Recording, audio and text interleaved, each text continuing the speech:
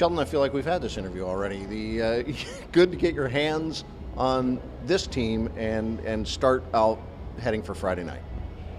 Yeah, it's nice. We're talking about the difference between the group we had in Newfoundland to come here today and get a whole new crop of guys. So it's a different situation, but we've worked with these guys quite a bit. Some in the rookie tournament, and obviously myself and a lot of the other Marlies staff were involved with Leafs camp and that. So we've been with these guys, and more importantly, the message has been the same.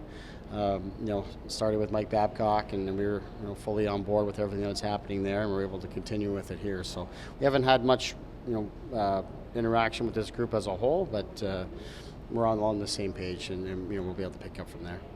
Crisp practice out there, something that is kind of an organizational thing from Mike Babcock. He runs a crisp practice, or is that something that you've done all along?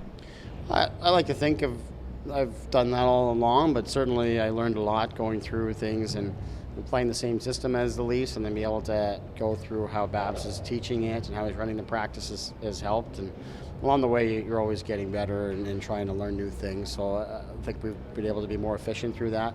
The ice was pretty poor today. We had to break it up with a flood. It's not something we would normally like to do, but for the first day, I thought it went all right. You look at some of these guys that had to move on to Orlando, and you're familiar with having to move guys out of an organization, but getting guys back in maybe a different frame of mind from an NHL club, how difficult is it to point them in the right direction?